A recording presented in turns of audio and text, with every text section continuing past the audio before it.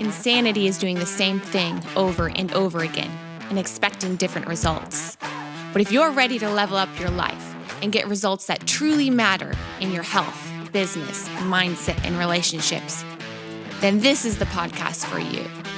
Welcome to Sheer Madness, where we have unscripted, real conversations with the world's top athletes, entrepreneurs, and coaches. Discover real-world and tactical advice from the best in the business. Let's go. Hello, everyone, and welcome to another episode of Sheer Madness. Today, I have an incredible guest.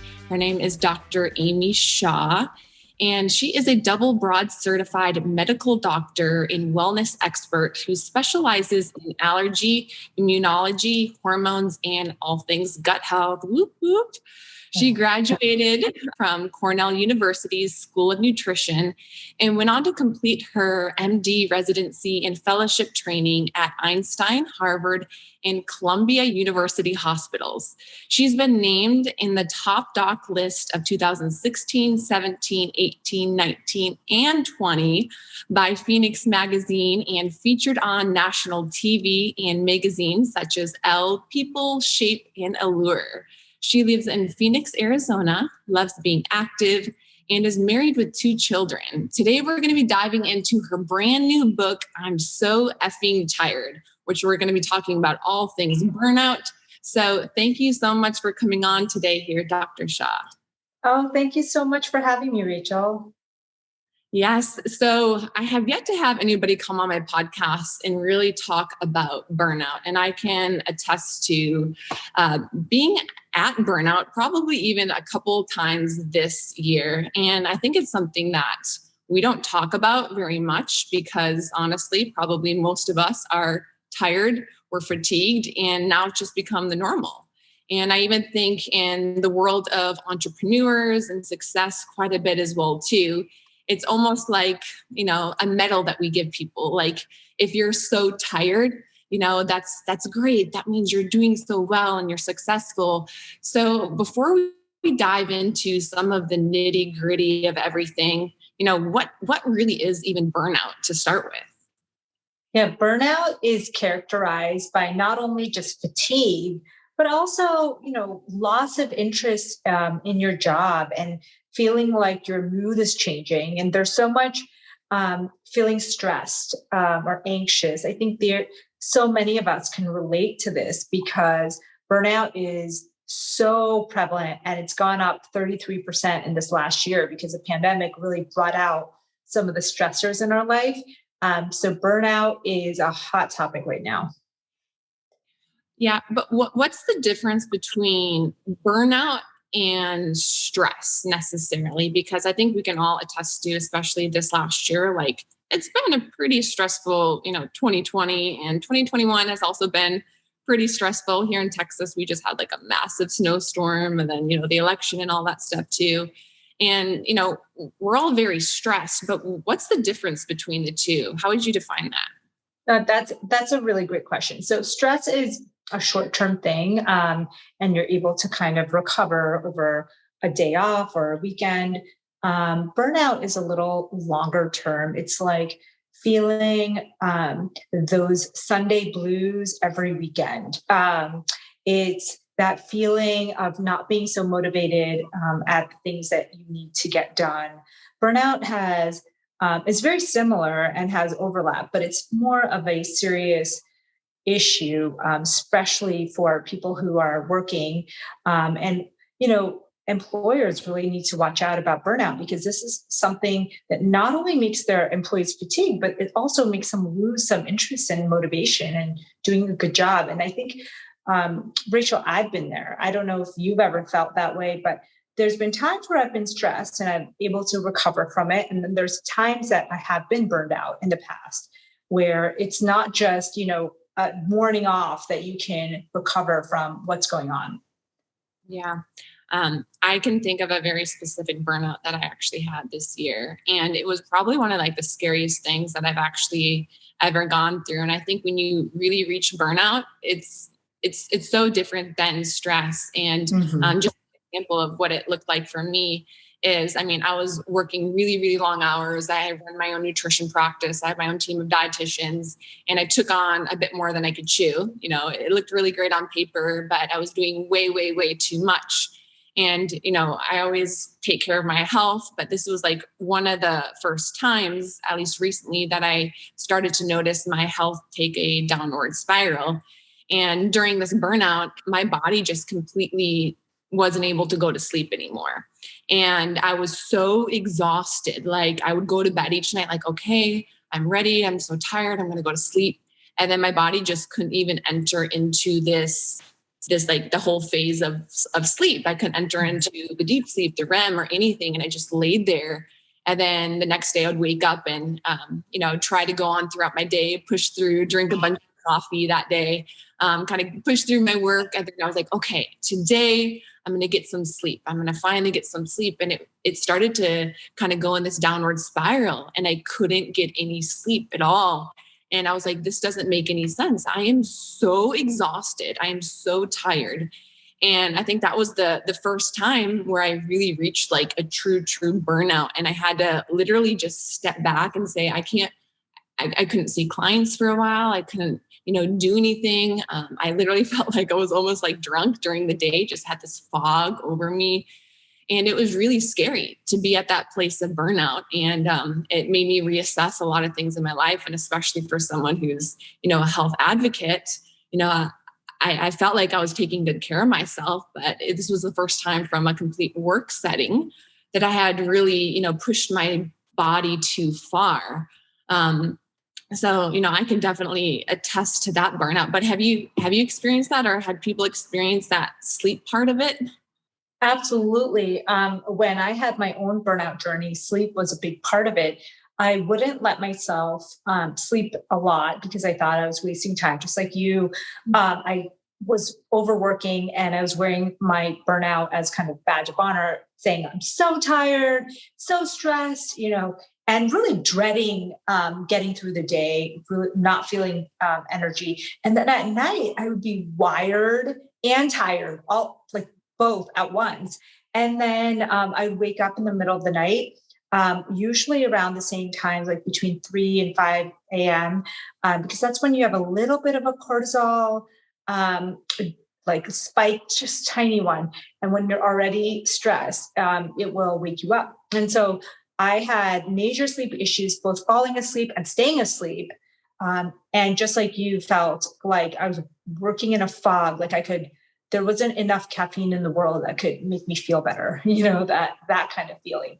And just exactly what you're saying, I think it started to compound. And then it wasn't about just, you know, taking a morning off. It was like, I knew that there was a larger problem here. And it was almost like this profound fatigue. I thought I was sick. I actually went and got all these blood tests done because I thought, oh, I must be sick, or I must be having a thyroid issue, or and you know, everything came out quote unquote normal. And my colleagues who are super smart, they said, you know, you're fine. You're just busy. You're a new mom. You have a busy practice.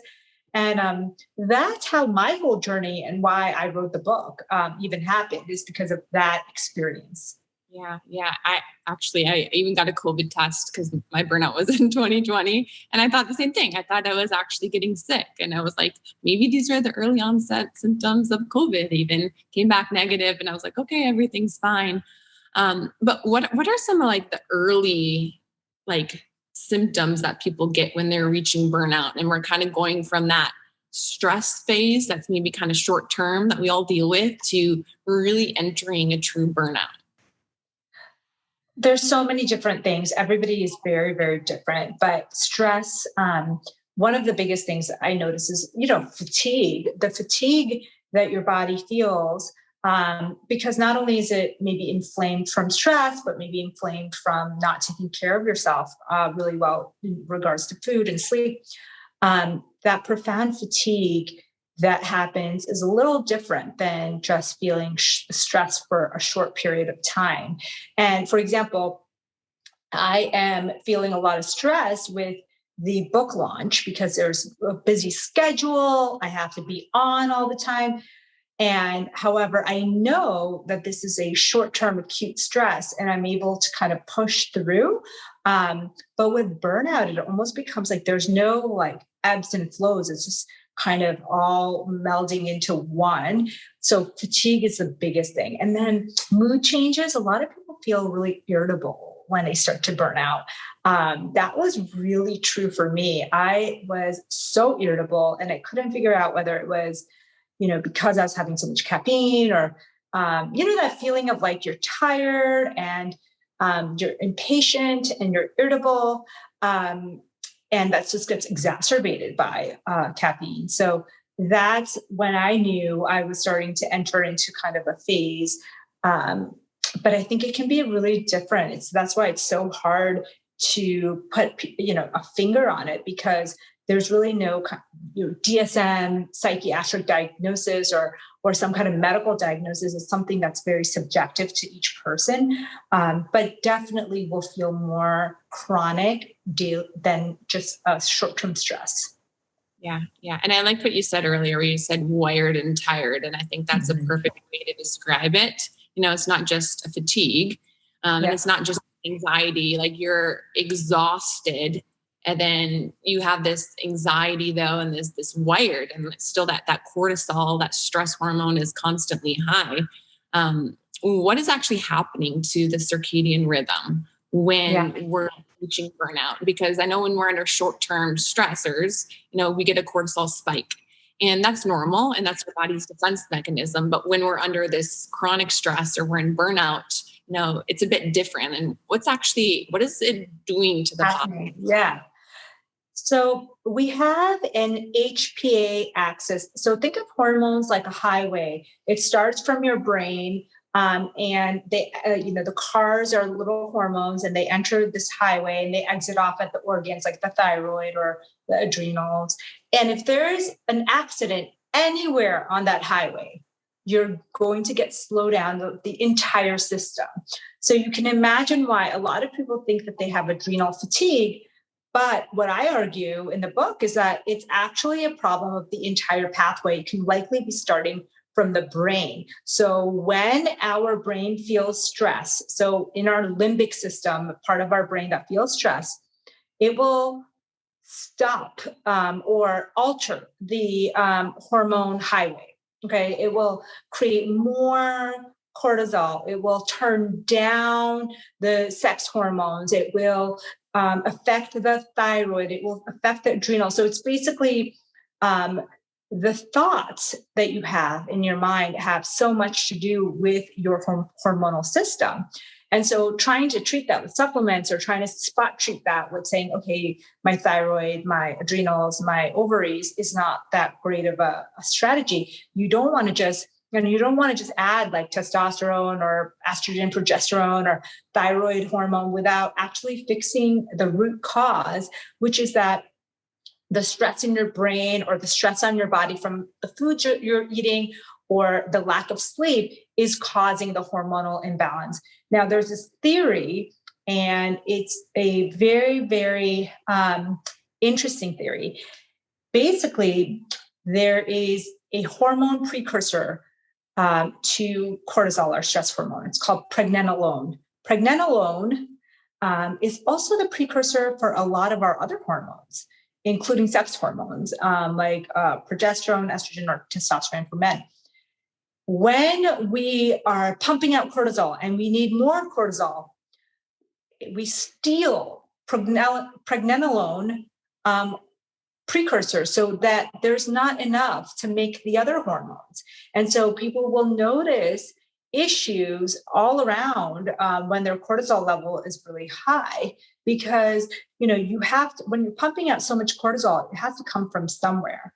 The other issue is that our brains are wired to think of cortisol and adrenaline as danger hormones. Think thousands of years ago, we would be in danger, like there was an animal hunting us or something. So the response that gets turned on in our neurological system in our brain is that of survival. And so you don't sleep because you're worried about survival. You are hyper focused on the task at hand. You can't make complex decisions like that are requiring a lot of your attention because your task at hand is taking up all your attention.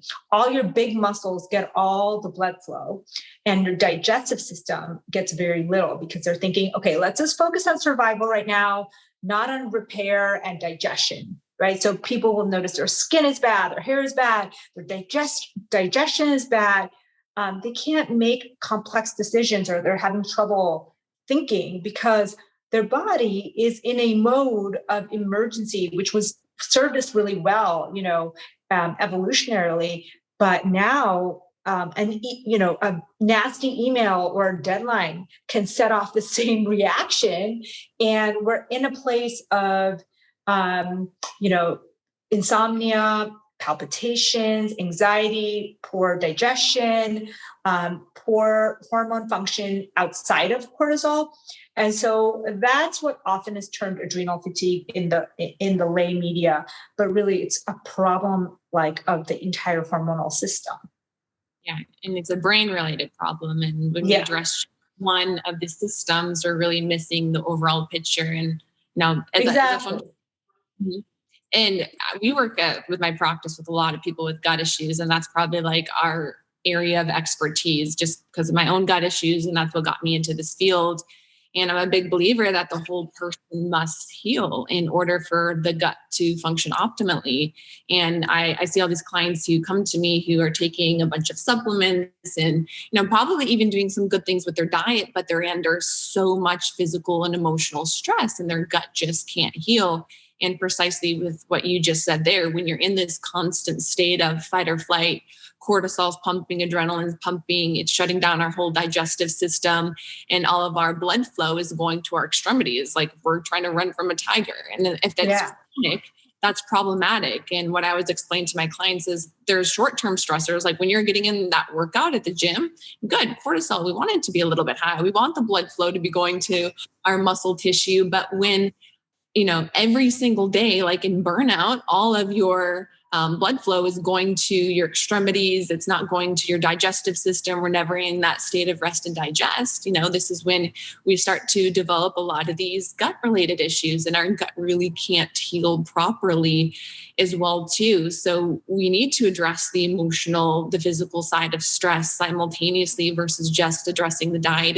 It's really the whole picture, of course, right? Because there's different forms of things that can cause us to be in this chronic state of stress. But it's really that chronic level that it becomes really problematic, chronic level of anything that we experience. So, that, and I was curious, like what your thoughts were on how, or explaining to the listeners how like our hormones are affected, how our immune system are affected, and even the gut are affected when we're under this constant state of stress and fight or flight.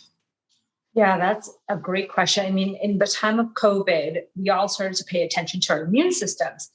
And I remember that during my training years in immunology, we would get calls all the time for patients who had their immune system was suppressed, meaning very weak. You could tell on the lab work that all parts of the immune system weren't working well.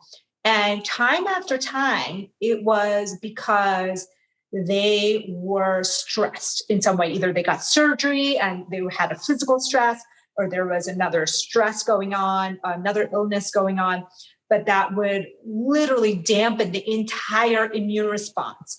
And so and anecdotally, I think most people can remember a lot of people during college or medical school, for me, they would get sick after exams because it's like this intense amount of stress that basically lowered your immunity, and then you get exposed to viruses, et cetera, and you get sick. So this becomes really, really interesting this time, now that we're dealing with COVID and probably dealing with maybe, third, fourth, fifth rounds of it in the future. We really have to pay attention to that part too, because we are suppressing our immune system every time we get in that burnout state. And when it goes from intense stress to burnout, that's when our immune system really gets affected. And again, like you said, a little stressor, hormetic stressors are so good for us. Hormetic stressors are something like an acute exercise, intermittent fasting, sauna or cold therapy. These are all things that for the short burst are super beneficial, but you start adding them together and you're not sleeping and you have emotional stress and you put all of those things on top of that, you're going to just make things worse. So what I talk about in the book is I say, hey, for the short period of time that you're trying to heal yourself, maybe even just 2 weeks, lay off on the super early morning HIIT workouts or intermittent fasting for intense periods of time. Really work on your emotional stress, work on getting some nature time, work on getting more sleep and repair yourself and then restart that stuff, because we can't be just adding hormetic stressors on top of each other and expect that we're going to respond the way we would with just an intermittent stressor. And of course, it's different for everyone. So someone who is used to really large hormetic stressors can probably take a little bit more than someone else. It looks like women especially cannot do too many hormetic stressors at once. For example, that's why they have a little more trouble with intermittent fasting, because it's a stressor on top of the stressors that they may already be dealing with. Why is that? Why is it that women don't handle stress and are more prone to burnout than men? Yeah, this is a great question. There's some theories. One theory is that there's a societal issue, right? There's so much that women take care of outside of their jobs, and they're asked to do many things by society. But secondly, there is a difference in wiring across the board. In all research studies, women tend to report about 19 to 20% more symptoms of stress and burnout. And part of this reason is we think that evolutionarily we are wired to shut down our hormonal system in times of severe stress. So if you think about it like a famine, you wouldn't want to give birth during a famine. You wouldn't want to get pregnant when you are undergoing severe danger. And so your body, really that hormonal highway gets shut off when you are extremely stressed as a female. So female athletes deal with this all the time. They lose their period or they have trouble getting pregnant because their body, when they sense stress through intermittent fasting, through excessive exercise, through emotional stress, will shut off that hormonal system.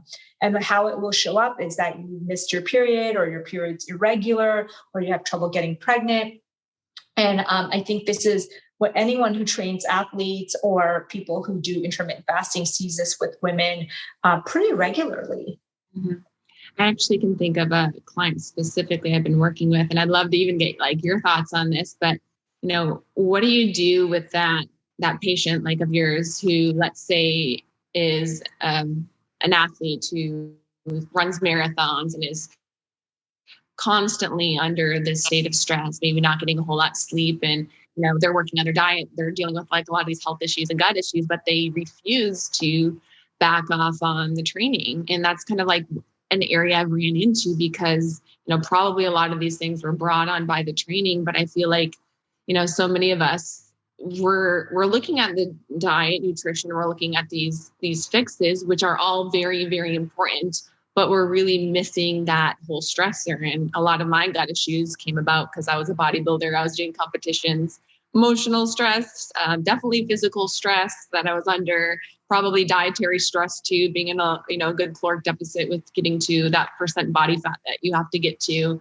You're definitely not eating enough when you're at, I was probably at 12 body fat at the time, and I lost my menstrual cycle. My hormones were definitely affected. I started dealing with depression and then eventually all these gut issues that came about. And personally, I worked on my diet, took a bunch of supplements, and, some things would definitely help, but, it really took addressing my mental health. It took addressing all of these stressors, actually backing off of the pressure I was putting on myself. It took backing off a little bit on training, and I never stopped training completely, but I definitely had to go about it in a different way.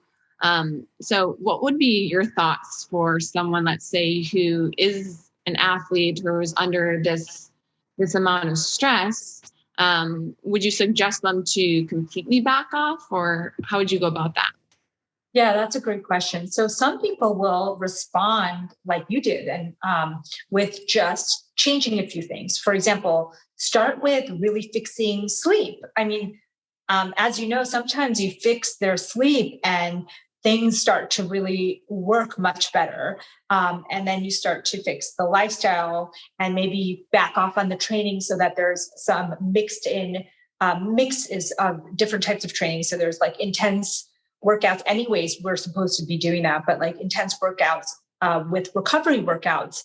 And I think that to me would sometimes be okay enough to create a sizable change in that person without actually completely backing off. But of course, if that doesn't work, then maybe taking a couple of rest days or a week. Think about professional athletes like the NFL. You know, you can't, in every professional sport, recovery element has to be emphasized just as much as the training element because of that hormetic stressor being so high and that stress of performing being so high that they really do need a couple of days of recovery and then daily recovery, and focusing on that recovery part of it is something that can make a big difference without actually completely stopping training, but just mixing it up. So maybe you go from doing like 6 days to doing 3 days and adding in kind of recovery workouts, like more like a nature walk or a hike or something that brings those cortisol levels down and really fixing that sleep. I think those things can do wonders for people. I'm a big fan of active recovery days because I'm probably like a lot of those clients too. I'm like the professional. Yeah. That's probably why I get myself into trouble in the first place with a lot of these burnouts. But so what I do is I do those like active recovery days where I'm moving my body, because especially if you work a desk job, if you're like, sitting all day, like we want to move our body, and there's nothing wrong with that. But can we be going, like 10 out of 10 every single day? It's like, no. And just like what you said, emphasizing recovery as well too. I think oftentimes, we're overtraining, but we're also under recovering at the same time with everything. Absolutely. I think the under recovery piece really did not make any sense to me until I faced my own burnout. And now I really have to make it a part of my life. So, because I'm just like you, Rachel, and so many people who are listening are probably like that too. We want to get an A+ in everything, right? So instead of working out 3 days a week, we want to work out 6 or 7 days a week. And instead of doing one workout, we want to do 2. And instead of doing intermittent fasting, a couple of days a week, we want to do it every day. And so I had to back off on almost everything. So now I do more circadian style intermittent fasting with only giving myself a longer fast once in a while. And then same thing with training. I had to say, I must take a rest day, like an active recovery day, because I could go, weeks without ever taking a day off until I found myself breaking down. So recovery has to be a part of it, mental and physical recovery. What is circadian fasting? You mentioned that. I really want to hear more. The 2017 Nobel Prize in Medicine went to the researchers who looked at how circadian rhythms affect our genome. So basically our genes, 80% of our genes are controlled have a circadian pattern to it. So this means that during the day, certain genes are turned on, like our metabolism genes, are the genes that do the daily activities of daily living, that all that stuff. Then at night, a lot of our recovery genes get turned on, and a lot of our active metabolism genes get turned off. So it makes sense then that you don't really want to be eating super late at night or during the dark hours per se, because your body is just concentrating on recovery and repair. So it's like waking you up in the middle of the night, asking you to do a complex math problem. Your brain was trying to rest. You woke it up. You can't compute it properly because you're not in the right state of mind. Then the next morning you feel really tired because you got woken up in the middle of the night and you're cranky, right? Because why the heck did someone wait? And that's what our gut's doing when you're eating late at night, like 10, 11, midnight. These are like super late times, like something after 8 o'clock typically would be considered late. You're really waking your body up from that sleeping state and asking it to do metabolism. So we know that you become more insulin resistant at night, like sometime after 8 o'clock. So 2 to 3 hours before bed, our melatonin not only tells our brain it's time to go to bed, but it also tells our pancreas, hey, it's time to turn down that insulin. It's time to turn down those pancreatic enzymes. So when you're really trying to optimize your digestion and your health, you don't want to be eating late into the night. Most people will say if they start intermittent fasting, the circadian style. So circadian fasting, say from 7 p.m. to even just 7 a.m. or 8 a.m., you feel like $1,000,000 and then you can still have breakfast. So it's a totally different type of intermittent fasting than what you see on the internet. Then you can go a little bit longer. You can go from 6 p.m. to 10 a.m. and really do it almost evolutionary style. Because if you think about thousands of years ago, you probably wound down your meals, during around sundown, and then you wouldn't eat right when you woke up. You couldn't eat right when you woke up. You'd, get some sunlight, you'd walk, you'd make your food for the morning or get your food. And that might be a little bit later in the morning than the minute your eyes open. So really looking at that makes biological and evolutionary sense. But most of us are not doing this. Typical modern people eat 16 hours a day, literally stopping only 8 hours at night to go to bed. And so they're eating way late into the night with their final wine and chocolate and dessert. And then they're eating as soon as they get up, and it's high carbohydrate, simple sugar kind of meal. And so you're basically giving your gut very little time to rest. I would equate it similar to sleep deprivation.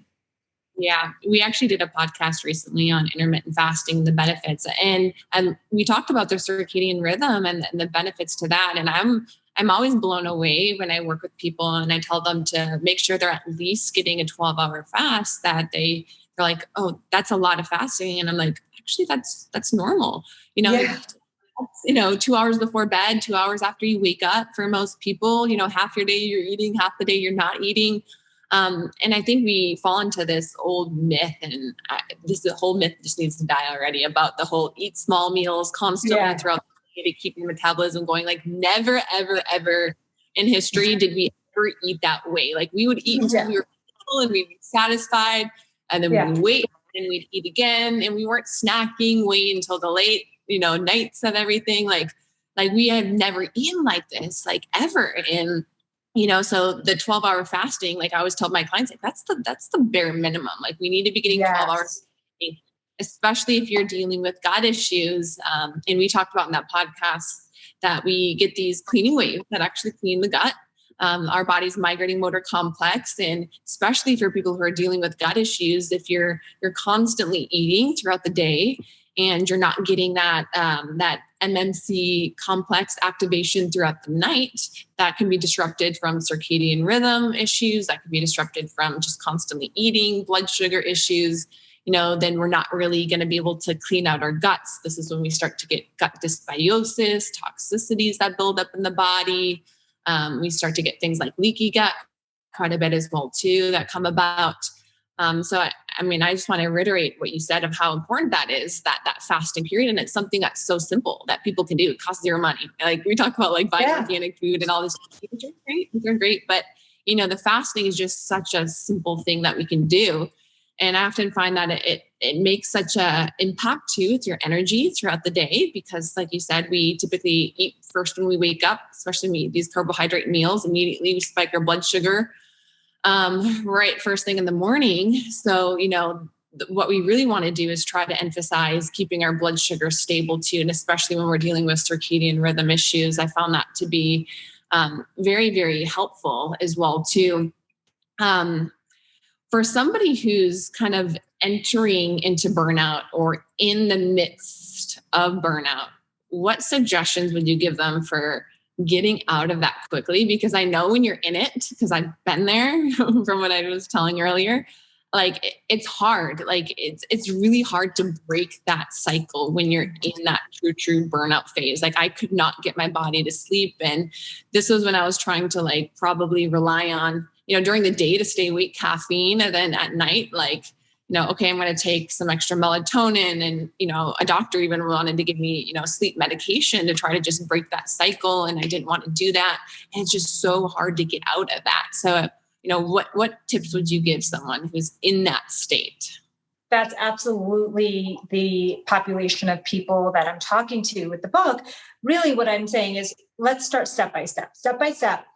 1 minute twice a day of natural daylight. Okay. So we know that daylight in the morning actually can fix your sleep at night. So, and direct daylight goes from your retina, right from your eye into your brain, into the circadian centers. And it can be a really powerful tool to kind of rewire that sleep, attention, wake, fatigue cycle. And so, when you're stuck in that rut, one of the easiest things you can do is go outside in the morning, sometime before, say, 10 a.m. and get some direct sunlight, even if it's for a couple minutes. And do that again in the evening, 1 minute twice a day. And that would be like the bare minimum to get started, right? We know that circadian rhythms not only talks to your brain, but it talks to all of your cells. Like every single one of your cells has a circadian clock. So seeing daylight has great effects on not only your brain, attention, fatigue, and sleep, but it also has great effects on your digestion and your skin health. And so basically you're getting that. Start with the minimum. And during that time when you're outside, let's multitask and maybe get out of your to-do list for just that minute while you're standing outside staring at the sky anyways.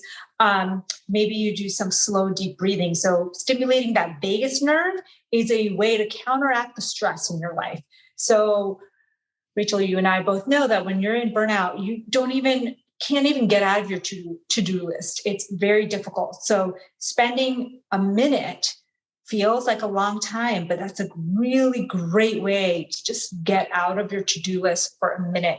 That means that you're deep breathing, that exhale, using that exhale longer than the inhale. So maybe 5-6 breaths is a way to activate that vagus nerve. The other way is to hum. The other way is to pray or chant or meditate or whatever it is. Just do it 1 minute twice a day. So I tell people to start with that, something very simple, and then add on from there. Then maybe you start to go to sleep a little bit earlier. You turn off those blue lights before bed. Maybe you start to eat a little bit better, more fiber, so you can feed the good gut bacteria that can calm the inflammation in your body. And just layer things on one by one. And then what I talk about is really just creating a mini routine in the day where you're getting mini breaks or mini parasympathetic, counteracting the stress during the day, every day, so that you're never caught in the position of intense burnout or stress. Mm-hmm. What's your thoughts on, I know this may sound simple, but joy?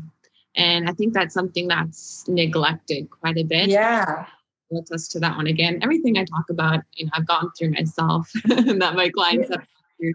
But I think even adding small moments of joy throughout the day, just because we're constantly go, go, go, go, go. And sometimes I have to remind myself, it's okay to take time to just stay with my dogs. And I know that may sound crazy, but I'm sure some of us, we're so driven, we get things done that we don't take time to literally just enjoy our life and to take a minute. And I think that even does wonders. And it's something that we neglect quite a bit, having fun, spending time with our family, being present in the moment as well too. And I think that's because when we're in that state of burnout, I know I was so focused on everything that I had to do, the next thing.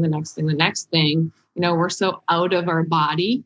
We're not if you've ever kind of felt like you're just kind of floating around. I wasn't really present with the things that I was doing. I just was so focused on the next things that I had to get done.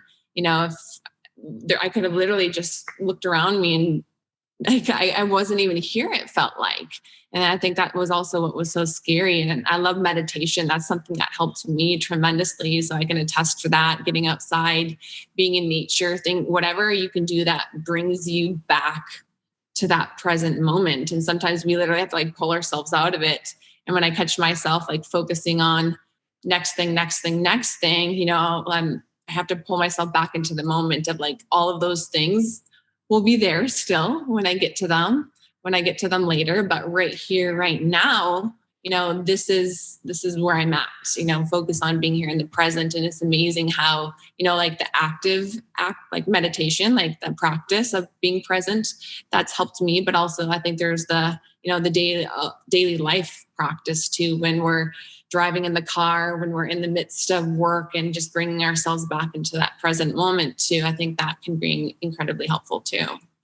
Yeah, I think, Rachel, we forget in our modern world, like just because you're fit, like you're super fit, I like fitness.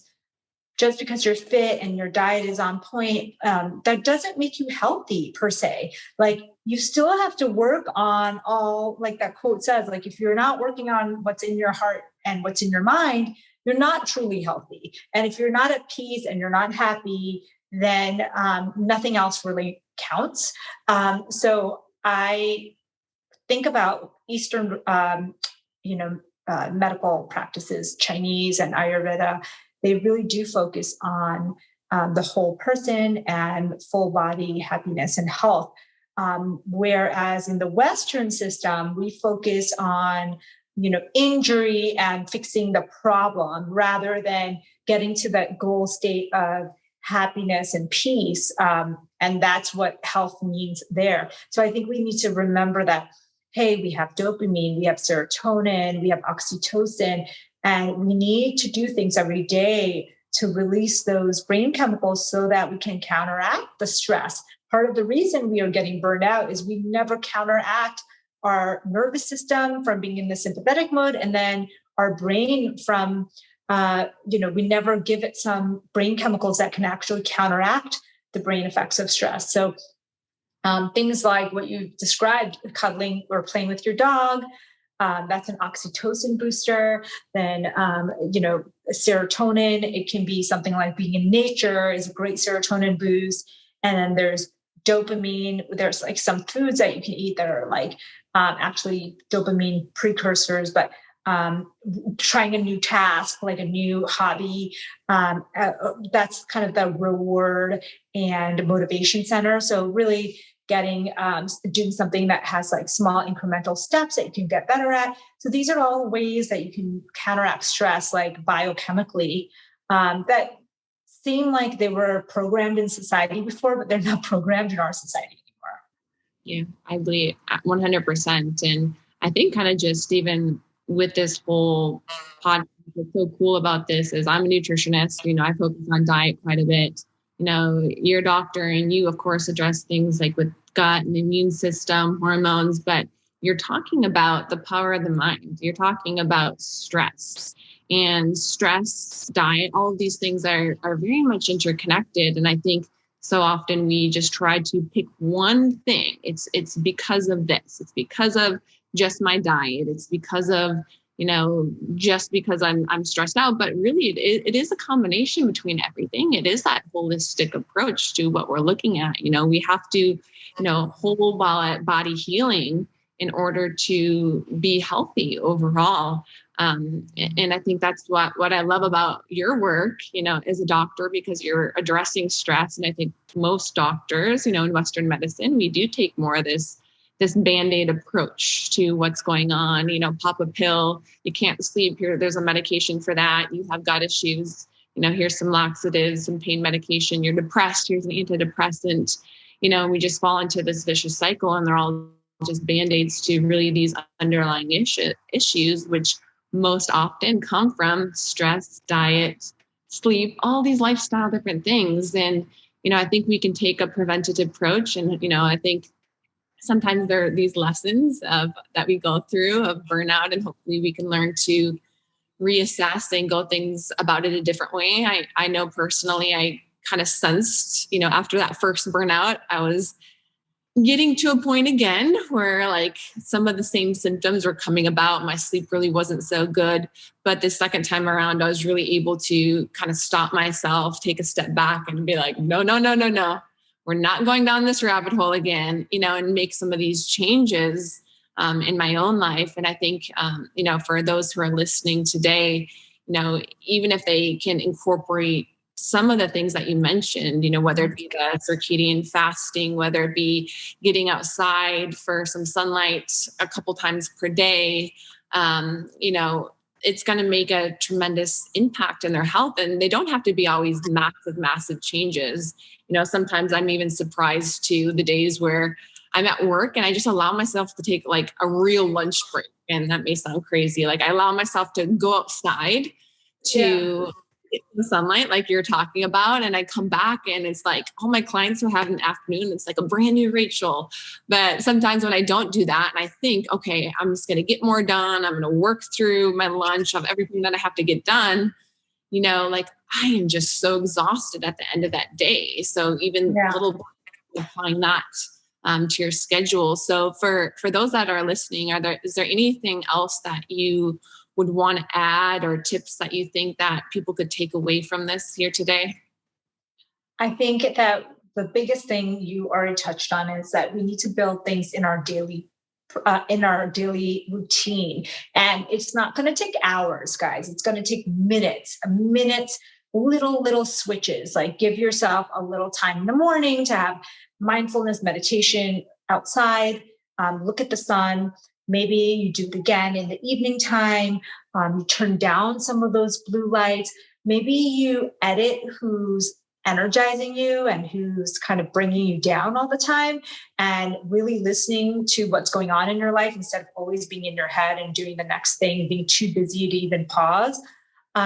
Some of these little things make all the difference. So if you're crashing and burning every single weekend or on the regular, that means that you're probably not putting in enough daily practices to counteract this. Now, everybody crashes and burns once in a while, but if it's becoming a regular thing, like every Friday and Saturday, you can't get out of bed, or you feel like you're getting to that point where you are reaching burnout, that is when you know that it's time to schedule a full day with many little breaks. Maybe it adds up to 45 minutes, an hour a day, but it's going to prevent you from being out of commission for months on end.